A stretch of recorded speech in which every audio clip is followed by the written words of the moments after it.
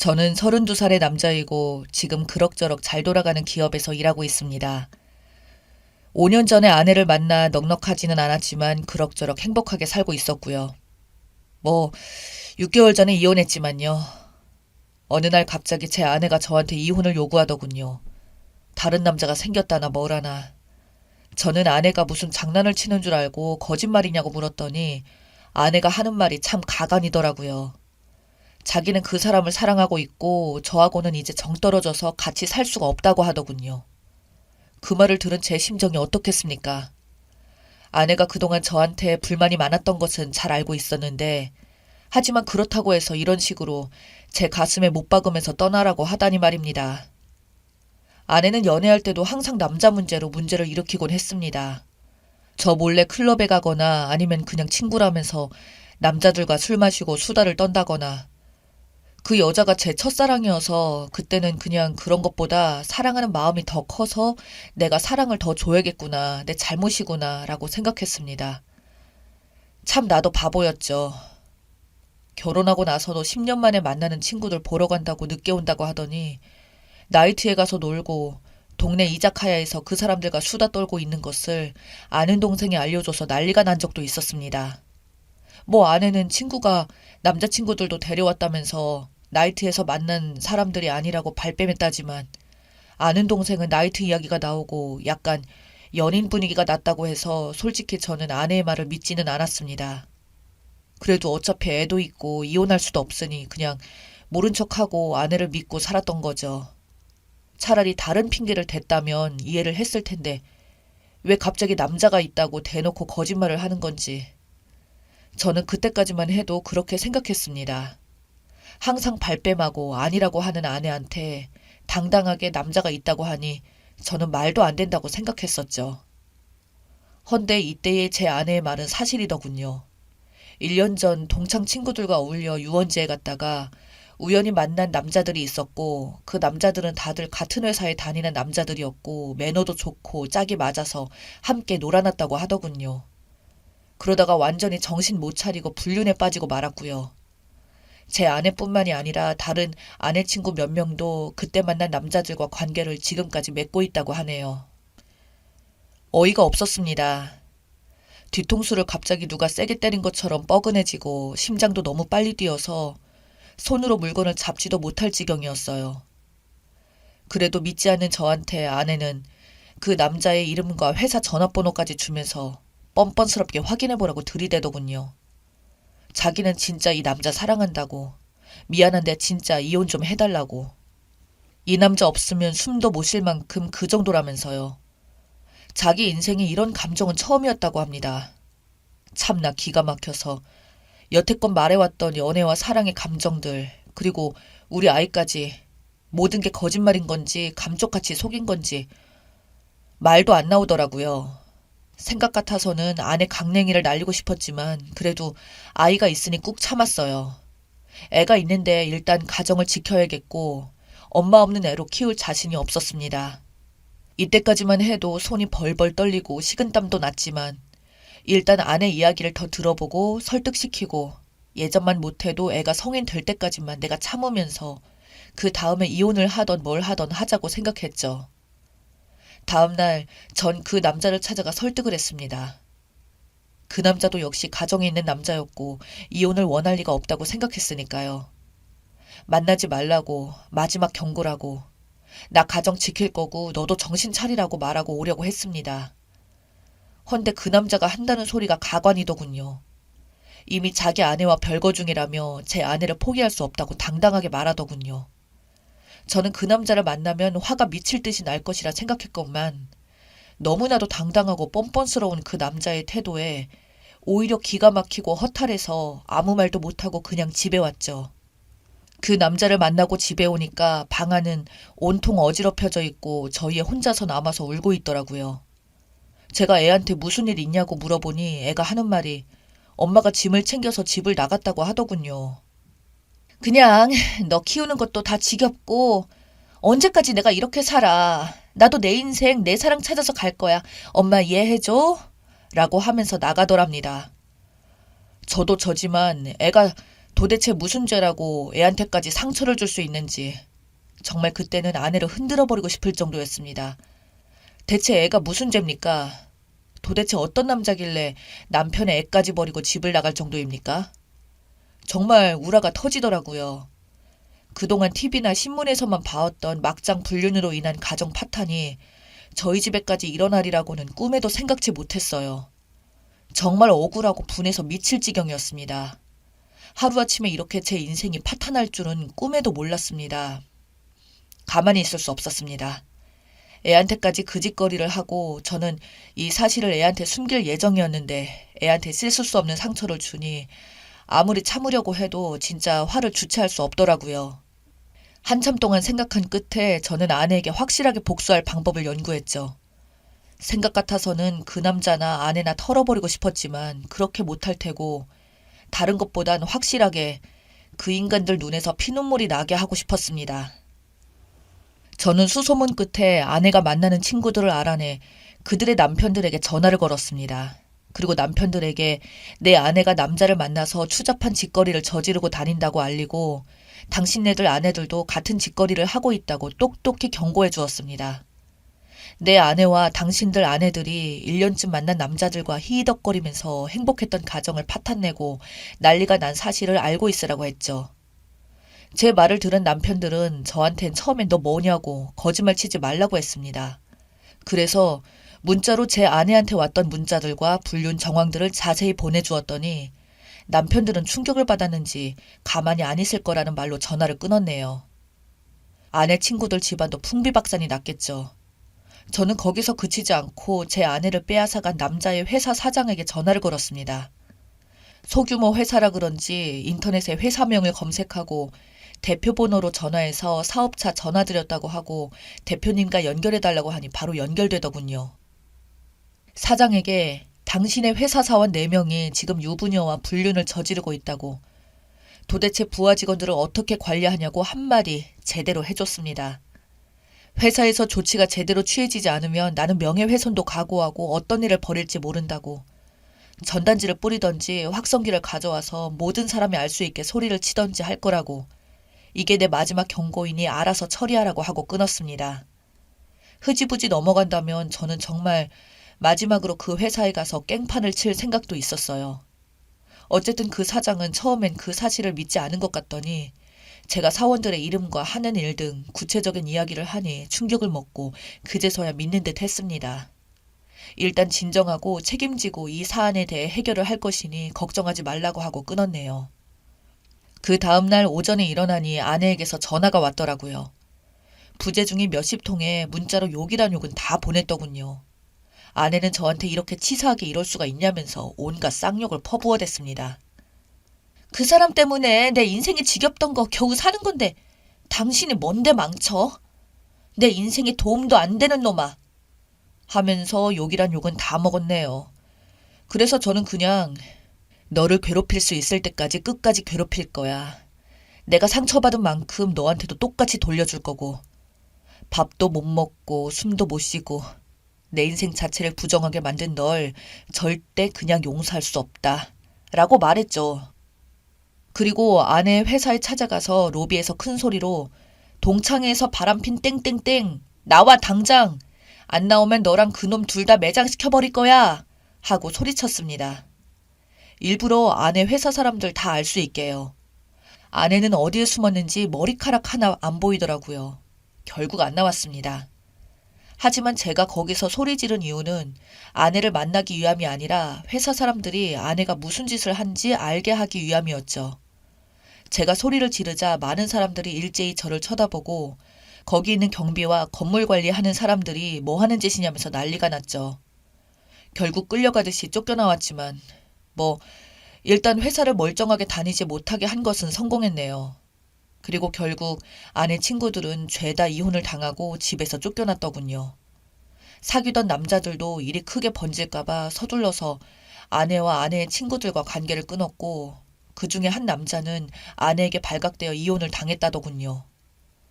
그리고 그들이 다녔던 회사의 사장은 사생활이 엉망인 직원들은 필요 없다면서 그들을 죄다 내쫓았답니다. 그런 사람들이 회사에 다니면 회사가 멀쩡히 돌아갈 리가 있나요? 괜히 그런 사람들 데리고 있다가 회사 이미지만 망치니 사장 입장에서는 그들을 자르는 것이 당연한 결과였겠네요. 물론 제 아내를 빼앗아갔던 그 남자도 쫓겨났고요. 아마 동종업계에서는 절대 다시 발을 못 들일 겁니다. 한동안 그쪽 업계에서는 이 사건이 시끌벅적했다고 했으니까요. 뭐 남들에겐 엄청난 안주거리였겠죠. 그 소식을 들은 저는 솔직히 말해서 무척이나 통쾌했어요. 저와 제 아이의 가슴을 갈기갈기 찢어놓은 당연한 대가라고 생각했죠. 그 뒤로 얼마 안 가서 제 아내는 그 남자와 헤어졌고 다시 저한테 돌아오고 싶다면서 울면서 전화를 하더군요. 하지만 어떤 미친 남편이 외간 남자와 바람까지 피우고도 뻔뻔스럽게 이혼을 요구하고 그 남자하고 집까지 나간 여자를 받아들이고 싶겠습니까? 저는 당연히 아내한테 너 같은 인간은 가정을 지킬 자격도 없어 라면서 온갖 욕을 퍼부어준 뒤 매몰차게 전화를 끊었습니다. 그리고 한 달 뒤 이혼 소송에서 또 승소해서 아내가 저에게 위자료를 3천만 원을 주게 하고 양육권 역시 제가 가지게 되었습니다. 물론 재산 분할에서도 저에게 압도적으로 유리하게 판결이 나왔고요. 뭐 당연한 결과지만요. 지금은 아이하고 둘이서만 사는 중입니다. 최근 저희 아내의 소식을 들어보니 이혼 뒤에 친정에서도 아내의 불륜이 죄다 알려져서 쓰레기 취급을 받고 쫓겨나서 지방으로 내려가서 여관방을 전전하면서 이상한 짓거리를 하면서 살고 있다고 하네요. 제가 저질렀던 일이 매몰차다고 비난한다면 저도 할 말은 없습니다. 저 스스로도 그렇게 생각하니까요. 하지만 저는 바람을 피우면서 배우자와 자녀들에게 상처를 주는 사람들은 그만큼의 대가를 받아야 한다고 봅니다. 세상 이치를 보면 바람을 피우는 인간들보다 그들의 배우자와 자식들이 더 큰 고통을 받더라고요. 왜 그래야 하는 겁니까? 잘못을 저지른 작자들이 가장 고통스러워하는 것이 마땅한 일이니까 저는 그렇게 했을 뿐입니다. 저는 내일 회사 일 때문에 자야겠네요. 읽어주셔서 감사합니다.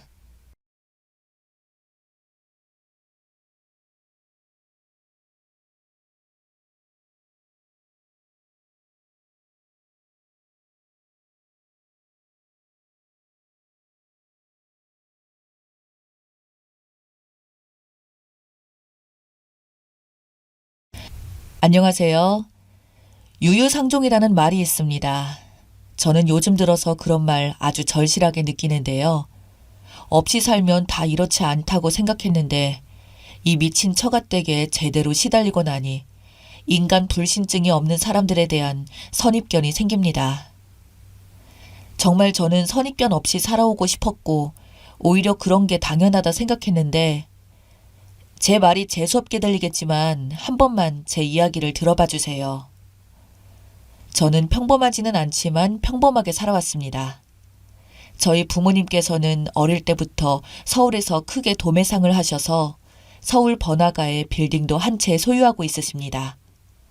그 외에 다른 지역 쪽에는 작지만 몇 개의 산과 들을 가지고 계시고요. 젊은 날에 고생을 하시고 운이 좋게 부동산 투자로 인해서 돈을 버셨다는 아버지는 저희에게 공부는 강요하시지 않았지만 돈에 대한 부분들은 철저하셨습니다. 모든 집안의 화는 돈에서 나온다며 돈 귀한 줄 모르고 흥청망청 쓰거나 인간 같지 않은 행동을 한다면 언제든 바로 호적에 파서 재산 10원도 안 주시겠다는 말씀을 제가 중학생 때부터 종종 하시던 아버지셨죠. 저는 어릴 때는 그게 무슨 말인지도 모르고 고개를 그저 끄덕였습니다. 제가 나이 20살이 되어서부터는 대학 등록금과 원룸 오피스텔 전셋방 구해주시고 오피스텔 관리비나 용돈은 저보고 알아서 벌라고 하시던 그런 아버지로 인해 저는 자연스럽게 어느 정도 돈의 귀중함을 알며 자라게 되었습니다. 그렇게 시간이 흘러 대학을 졸업하고 기업에 취직을 하여 다녔고 아버지는 그동안 저에게 참 잘 커줬다며 제 명의로 상가 건물 한 채와 아파트 한 채를 선물해 주셨습니다. 그러면서 집도 있고 든든한 돈도 벌고 있으니 이제 결혼만 하면 아버지는 더 이상 걱정이 없으시다며 저에게 결혼하기를 많이 강조하셨죠. 그러나 저에게는 인연이 딱히 생기지 않았는데요. 두 번의 연애를 각각 2년, 3년 정도 하였으나 어느 정도 사이가 진전되고 나서는 항상 문제가 되던 건 돈이더군요. 제가 한 달에 들어오는 돈이 회사 월급 말고도 엄청난 돈이 들어오는 것을 여자친구가 알게 되자 여자친구는 점점 저에게 돈 부분으로 서운함을 내비치고는 했습니다. 돈이 넘치는데 왜 자기에게는 그렇게 돈을 쓰지 않냐는 문제로 자주 싸웠습니다.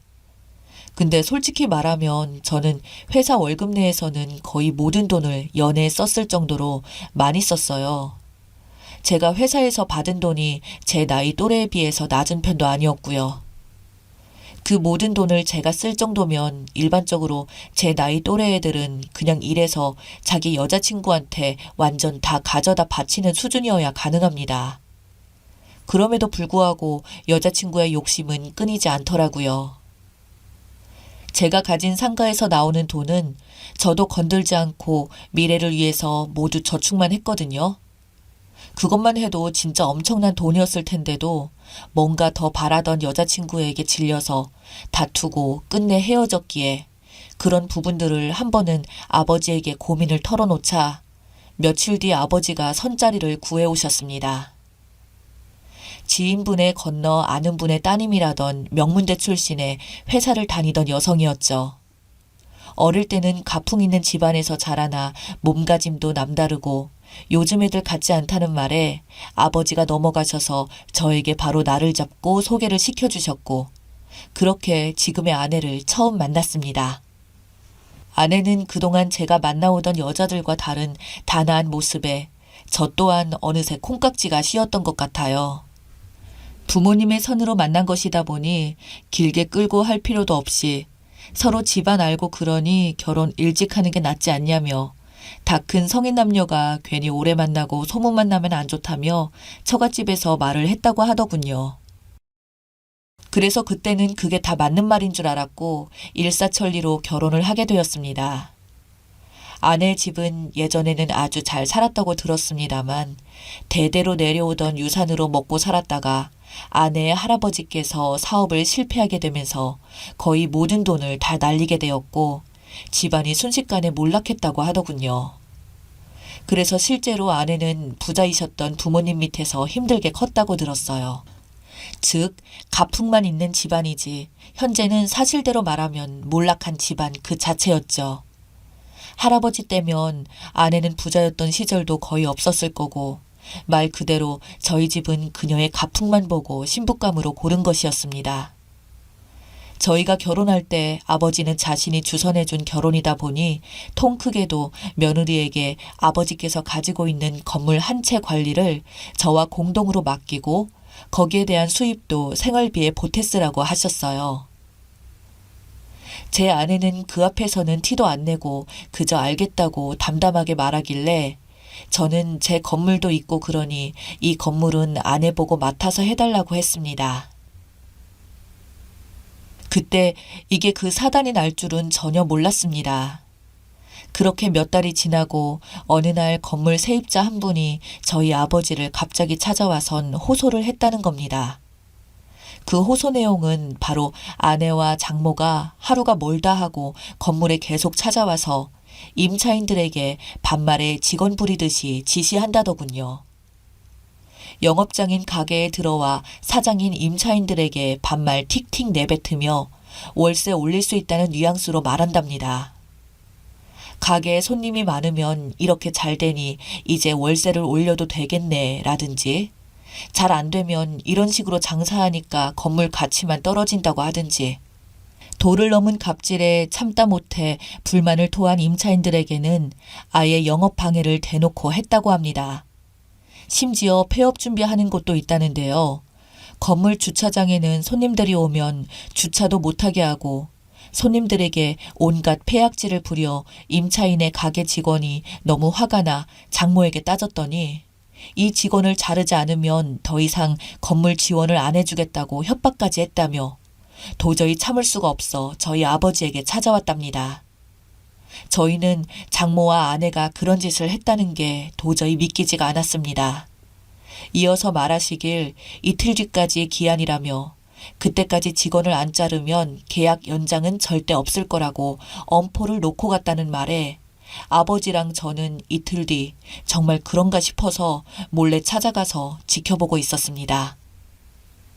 현장에서 본 장모와 아내는 저희한테는 평소에 단 한 번도 보여주지 않던 표정의 얼굴하고는 가게를 들어가자마자 가게 주인한테 욕설을 퍼부으며 왜 아직도 이 직원을 자르지 않았냐고 소리를 지르며 난리를 피우는데 가관이더군요. 멀리서조차도 그 소리가 크게 들려 지켜보고 있던 아버지와 저는 도저히 참을 수가 없어서 가게를 따라 들어가 장모와 아내를 강제로 끌고 나왔습니다. 도대체 이게 뭐 하는 짓이냐고 하니까 그제서야 아내는 표정이 다시 천사로 변하더니 나긋나긋한 목소리로 어쩌다 보니 못 보일 꼴을 보였다며 원래 누가 주인인지 이렇게 제대로 알려줘야 하는 게 아니겠냐며 헛소리를 하더군요. 저희 아버지는 건물 운영하시면서 단 한 번도 이렇게 갑질을 태어나서 해본 적이 없으셨습니다. 장사가 잘 안 돼서 폐업하는 곳이 있으면 아버지가 철거 비용까지 보태주시기도 하고 항상 근처 건물들에 비해서 임대료가 10%가량 낮게 운영하시던 분이셨거든요.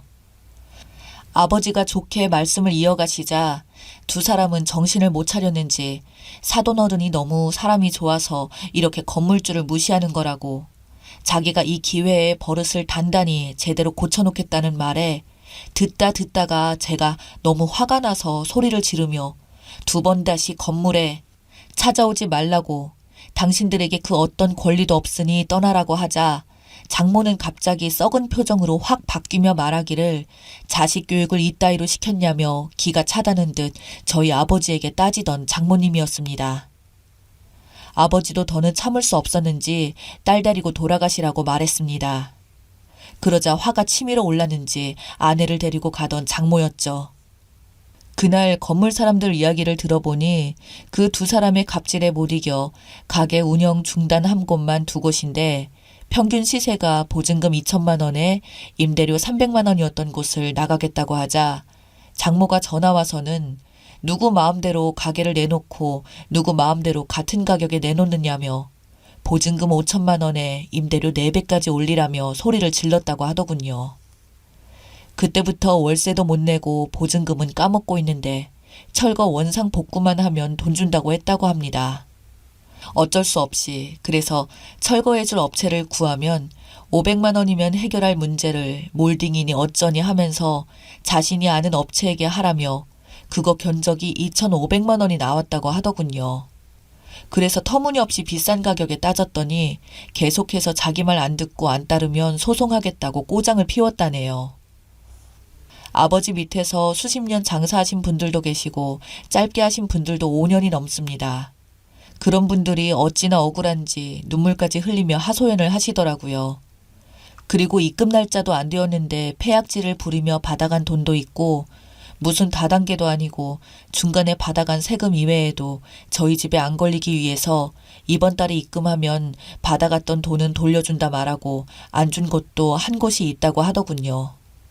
알면 알수록 인간 이중성을 가진 것들이라 이런 집안과 더 이상은 엮이면 안 되겠다 싶어서 결국 이혼 소송을 들어가게 되었습니다. 사치만으로 이혼 사유가 안 될 거라고 했었는데 다행히 인간성 최악인 인간들은 밑바닥을 드러내 여지를 주더군요. 카드와 대출을 얼마나 끌었었는지 저희 집 재산이 얼만데 거들먹거리며 온갖 돈을 다 끌어다 쓰며 놀았더군요. 그러면서 아내는 있는 돈 조금 쓴다고 문제냐며 자신의 빚 정도는 시댁의 힘이면 갚아줄 수 있는 거 아니냐는 말에 제가 어이가 없어서 이게 네 돈이냐고 내 돈도 아니고 부모님 돈이라고 그리고 설령 내 돈이라고 해도 네가 기여한 게 뭐가 있다고 이런 소리를 당당하게 말하냐고 너 같은 거 만나면 이 많은 돈도 1년이면 파산내겠다고 말했습니다. 그럼에도 불구하고 이 처가댁 인간들은 자신들이 뭘 잘못했는지도 이혼할 때까지조차도 모르더군요. 그렇게 1년도 못 가 제 결혼 생활은 파토가 났습니다. 이혼을 안 하겠다는 걸 소송해서 그냥 쫓아냈습니다. 가뜩이나 망해서 못 살던 집안이 이젠 빚까지 자신들의 사치로 듬뿍 지게 되었으니 앞으로 뭐하고 살아갈지 기대가 되네요. 여기까지가 제 이야기였습니다. 들어주셔서 감사합니다.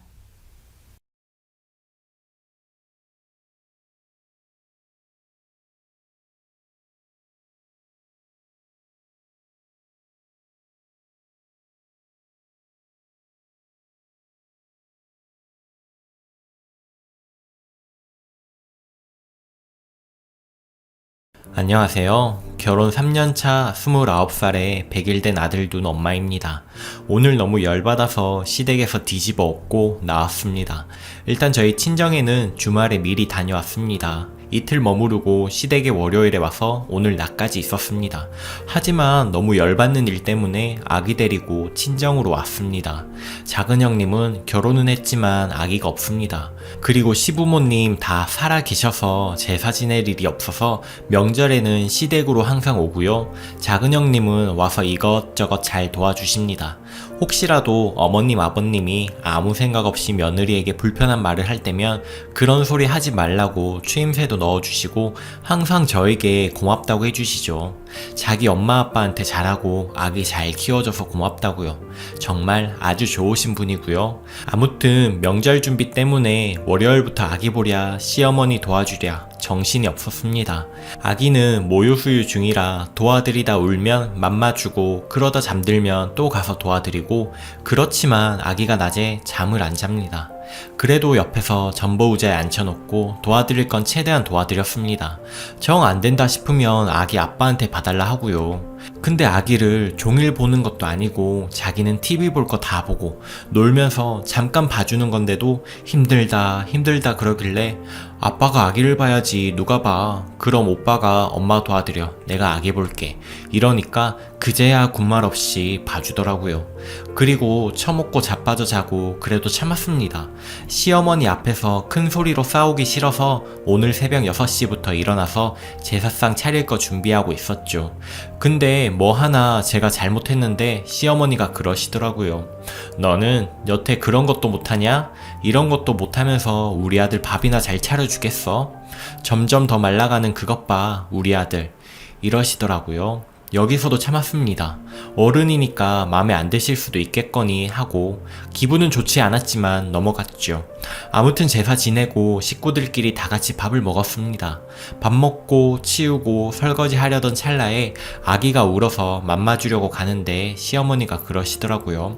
우리 손주가 참 효자네. 엄마 일 안 시키려고 때맞춰 우네. 예, 너는 좋겠다. 아들 덕에 일 안 해서 덕분에 우리 딸만 죽어나게 생겼네. 이러시더라고요. 여기서 쌓였던 게 좀 터져서 시어머니한테 말했습니다. 엄마, 제가 여기 와서 일을 안 했던 것도 아니고 할 수 있는 건 최대한 하고 월요일부터 와서 설거지하고 손빨래며 밥상 차리고 치우고 요리할 수 있는 거 다 했는데 뭐가 일을 안 해서 좋다는 거예요? 이러니까 버르장머리 없이 대든다고 싹수도 없다고 하더라고요. 보통 시어머니가 며느리한테 할 수 있는 말인가요, 이게? 그래서 저 싹수 없는 거 아니고 맞는 말 했는데 뭐가 문제냐고 대들었습니다. 그러니까 신랑이 우리 엄마한테 뭐 하는 거냐고 당장 사과하라고 소리치더라고요. 거기서 완전 열받아서 그랬습니다. 너는 우리 집에 가서나 여기 와서나 처먹고 손 하나 까딱 안 하는 주제에 무슨 자격으로 그런 소리 내뱉느냐고. 네가 애를 잘 봐주기를 하냐, 그렇다고 나한테 고맙다고를 하냐. 당연히 해야 할 일로 아는 주제에 나불대지 말라 그랬습니다. 그러니까 시어머니가 남편한테 무슨 말버릇이냐고 소리 지르시길래 남편도 남편다워야 대접을 받고 사는 거예요. 요새 이런 남편 데리고 사는 멍청한 여자 없다고. 정 그러시면 데리고 사시라고 저는 이제 필요 없다고 했습니다.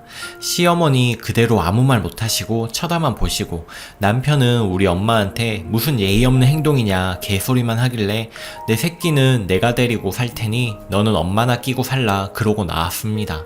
따라 나와서 왜 그러냐 하길래 엄마나 모시고 살라 그랬습니다. 지금 저의 친정집 앞에서 전화 오고 카톡 오는데 모른 채 하고 있습니다. 아까는 엄마 편에 서서 말할 수밖에 없었다. 미안하다. 앞으로는 안 그러겠다. 뻔한 소리만 하고 있습니다. 저희 부모님도 큰 집에 가셔서 아직 안 오셨는데 이따 오시면 어떻게 될지 모르겠네요. 부모님 오시면 분명 들어오라 할 텐데 이 상황을 어떻게 말씀드려야 할지. 물론 저도 시어머니한테 대들었다는 것에 몸이 떨릴 정도로 무섭기도 한데 그동안 쌓인 게 폭발한 것 같습니다. 아기 낳은 게 벼슬은 아니지만 온전히 제 몸도 다 돌아오지 않았는데 며느리라고 신경도 안 써주시고 종부리를 타는 게 너무한 것 같습니다. 그렇다고 말이라도 다정하게 해주시는 것도 아니고 딸과 며느리 구분하면서 대놓고 저러시니 잘 하려는 마음이 있다가도 없어지고 화가 납니다. 그렇다고 남편이라도 다독여주면 남편의 의지라도 하지. 저는 몸도 성하지 않은데 마음마저 갈기갈기 찢긴 기분이에요. 본인은 목감기만 걸려도 목이 칼칼하다며 약 좀 가져와라, 차 좀 끓여달라 난리를 치면서 자기 아기까지 낳아준 저한테 배려라고는 찾아볼 수도 없는 남편이 너무 꼴보기 싫습니다. 평생 이렇게 살기는 싫은데 이혼만이 답일까요? 3년 후 후기. 위에 글을 쓴 지 얼마 안 된 것 같은데 시간이 벌써 3년쯤 흘렀네요. 갑자기 판을 읽다가 문득 생각이 나서 그날의 기억을 더듬어 봅니다. 제가 친정집에서 화를 삭히고 있을 무렵 저희 집 앞에서 기다리고 있던 신랑이 저희 부모님하고 마주쳤죠. 그래서 부모님이 왜 여기서 있느냐고 하니까 저랑 싸워서 그랬다고 했다더군요. 부모님이 집으로 데리고 들어왔습니다. 외출하고 들어오시다가 부모님도 무슨 상황이냐 놀라고 당황하셨을 것 같습니다. 그리고 저한테도 자초지종을 물어보길래 있는 사실 그대로 말씀을 드렸어요. 남편이란 사람이 자기 자식 보는 것도 귀찮아하고 나는 시댁 가서 전 부치고 설거지하고 상 차리고 치우고 궁둥이 붙일 시간도 없이 일했다고. 몸이 부서지는 기분이었지만 그래도 최대한 며느리 노릇하려고 했다고. 그리고 밥상 치우려고 하니 아기가 울어서 수유하러 가려고 했는데 시어머니가 나한테 우리 손주가 참 효자네, 엄마 일 안 시키려고 때맞춰 우네, 얘는 좋겠다, 아들 덕에 일 안 해서 덕분에 우리 딸만 죽어나게 생겼네, 이렇게 말씀하셨다고. 그리고 나도 화가 나서 맞받아 쳤더니 버르장머리 없고 싹수 없다고 했다고. 그리고 오빠가 시어머니 편들면서 나한테 사과하라고까지 했다고. 있는 사실 그대로 다 말씀드렸습니다. 그러니까 저희 부모님 화가 머리 끝까지 나셔서 서방은 집에 가서 먹고 자고 놀고만 했나? 우리 딸 하녀처럼 부려먹으면서 시댁 데리고 간 건가? 애 낳은 지 3개월밖에 안 된 애를 저렇게까지 부려먹어야 속 시원하냐고. 도와주고 편들어주지는 못할 망정 내가 땡서방 잘못 본 것 같다고. 이럴 거면 우리 딸이랑 이혼하라고. 시댁 가서 하녀처럼 일하라고 애지중지 키워서 시집 보낸 거 아니라고 버럭 역정을 내셨죠. 평소에 엄마가 그런 모습 보이신 적이 없어서 남편도 많이 당황한 것 같더라고요. 아빠도 평소에는 남편을 엄청나게 예뻐했는데 이날은 눈도 마주치지 않고 한숨만 쉬셨습니다. 남편은 뭐 죄송합니다 란 말밖에 다른 말은 할 줄 모르더라고요. 그리고 시어머니 전화번호도 알려달라고 그래서 알려줬습니다. 그러니 엄마께서 직접 전화하시더라고요. 저희 딸한테 버릇 없고 싹수 없다고 하셨다고요? 남의 집 귀한 딸인데 막말을 하시는 거 아니라고. 사돈, 아들이 귀하면 남의 자식도 귀한 거라고. 당장 우리 딸한테 사과하시라고. 안 그러면 애들 이혼시키겠다고. 그리고 사돈께서도 딸이 계시면서 어떻게 애 낳은 지 얼마 안 된 애한테 그렇게 일 시키냐고. 막말로 제 딸 조상이 아니라 땡서방 조상 아니냐고. 그럼 땡서방이 제사 음식 차리는 게 맞지 않느냐고. 여태 가서 이런 취급받고 살았다는 사실에 더 화가 난다고. 긴 말 않겠습니다. 더는 내 딸 그 집에 못 보낸다고 애들 이혼시키겠다고 하셨습니다. 시어머니께서는 저희 엄마께 그러셨다네요. 저도 화가 나서 말을 막 한 거지 며느리가 미워서 그런 거 아니라고. 앞으로는 며느리도 딸처럼 생각하겠다나 어쨌다나 뭐 그렇게 말씀을 하셨다네요. 근데 저희 엄마께서는 필요 없고 애들 이혼시키겠다고 하고 끊으셨습니다. 시어머니 바로 저한테 연락 오길래 차단해 버렸습니다. 더는 보기도 싫고 대꾸하기도 싫고 해서요. 그리고선 신랑한테 집에 가라고 하셨습니다. 더는 땡서방 얼굴도 보기 싫으니 가라고. 그러니 신랑 잘못했다고 싹싹 빌더라고요. 엄마는 다 필요 없으니까 가라는 말씀만 하셨습니다. 그리고 부모님께서는 방에 들어가셨고요. 저한테 잘못했다고 한 번만 용서해달라고 하더라고요. 그치만 이대로는 안 되겠다 싶어 이혼 서류 따서 보낼 테니 작성해서 가지고 오라고. 얼굴 보고 싶지 않으니 가라고 했습니다. 그러니 신랑은 계속 잘못했다고, 앞으로 절대 안 그러겠다고, 앞으로 당신만 생각하고 내 편이 되겠다고 하더라고요. 더는 듣기 싫어 경찰 부르기 전에 가라고 했습니다. 그리고서 저도 방으로 들어갔고요. 혼자 거실에 1시간 정도 있다가 간 것 같습니다. 그리고 며칠 뒤 이혼 서류 떠서 작성한 뒤에 다시 오라고 했습니다. 그랬더니 퇴근하고 왔더라고요. 이혼 서류 내밀면서 여기에 작성하고 도장 찍으라니까 손발이 닳도록 빌더라고요. 그래서 필요 없으니 빨리 작성하라고 진흙탕 싸움하기 싫으니 좋게 끝내자고 어찌저찌 해서 작성하게 하였습니다. 그리고 이혼 서류 내일 접수하러 간다고 했고요. 이제 볼일 다 끝났으니 가라고 했고요. 근데 안 가고 계속 손발이 닳도록 빌고 저희 부모님한테도 빌더라고요. 다시는 이런 일 없게 하겠다며 그래서 그랬어요. 어차피 서류는 나 혼자 접수해도 되니까 당분간 떨어져 있으면서 생각 좀 해보자고. 그러니까 알겠대요. 그리고 다시 한 번만 기회를 달라고 하더라고요. 그리고 6개월을 거의 떨어져 지냈습니다. 6개월 동안 퇴근하고 거의 친정에 매일 와서 손발이 닳도록 빌고 빌더라고요. 어떤 날은 맛있는 것만 사서 두고 가기도 하고 어떤 날은 한참을 아무 말 없이 있다 가기도 하고요. 아기 장난감을 사서 두고 가기도 했죠. 정말 사람이 헬쑥해지기도 하고 매일같이 와서 빌고 하니 저도 부모님도 마음이 좀 느그러지기는 했습니다. 그래서 6개월이 지난 후에야 집에 갔습니다. 아기 데리고. 그러니까 완전히 변했더라고요. 시어머니가 조금이라도 시집살이 시키거나 잔소리 하려고 하면 자기가 먼저 나서서 중재하더라고요. 사실 어머님도 그 이후에는 눈치를 보시고 별로 심한 잔소리도 없었는데 의도적이지 않게 하는 그런 말들도 남편이 자르더라고요. 그리고 명절 때도 자기 혼자 다녀오고요. 집에서 집안 살림, 육아, 뭐든 자기가 다 하려 하고요. 아무튼 정말 딴 사람이 되었습니다. 그래서 지금까지 큰 싸움 없이 잘 살고 있어요. 지금 생각해보면 친정 엄마가 그렇게 제 편이 되어주시고 강하게 보호막이 되어주셔서 저도 그렇게 강하게 할 수 있었던 것 같습니다. 더불어 남편도 시댁에서도 함부로 못했던 것 같고요. 엄마한테 제가 잘 해야죠. 엄마 마음도 많이 아프셨겠죠. 아직 이혼 서류는 제가 가지고 있습니다. 또 한 번 그러면 정말 이혼하려고 마음먹고 있거든요. 3년이 지난 지금 시어머니 목소리 들은 적도 없고 뵌 적도 거의 없습니다. 집에 오려고 하면 신랑이 나 이혼하는 꼴 보고 싶으면 집에 오라고 난리쳐서 오시지도 않으시고요. 아무튼 신랑이 이렇게 변하니 저도 살맛이 나네요. 저희 부모님께서도 신랑한테 화났던 마음 푸시고 잘해주시고요. 상황이 이렇게 되다 보니 저도 마음이 좀 누그러져서 이번 연도에는 시댁에 한번 찾아뵐까 생각했었는데 전염병 때문에 그것도 쉽지가 않네요. 글이 좀 길었죠? 아무튼 지난 일 돌이켜보면 남편이 크게 변하지 않았다면 지금의 제 인생도 달라져 있겠죠. 이혼을 했을 거고 아기에게도 상처를 주었을 거예요. 이 시대의 남편들 제발 본인 힘든 것만 생각하지 마시고 아이가 태어나면서부터 한순간에 바뀌어버린 부인의 몸과 마음, 인생에 대해서 생각해보고 서로 배려해 주었으면 좋겠습니다. 그리고 시어머님들 본인 자식들만큼 며느리 좀 위해주세요. 나중에 다 돌아옵니다. 며느리한테 잘해주시면 그만큼 며느리도 마음 다해 효도할 거고요. 아들 행복을 진정으로 바라신다면 제발 며느리를 종처럼 부리지 말아주시고 배려해주세요. 응원해주신 여러분들 다시 한번 감사드립니다. 저 잘하고 있는 거 맞죠? 오늘의 사연은 여기까지입니다. 여러분의 생각은 어떠신가요? 구독, 좋아요 꼭 눌러주시고요. 더 재미있는 다음 영상으로 찾아올게요. 오늘도 행복한 하루 보내세요.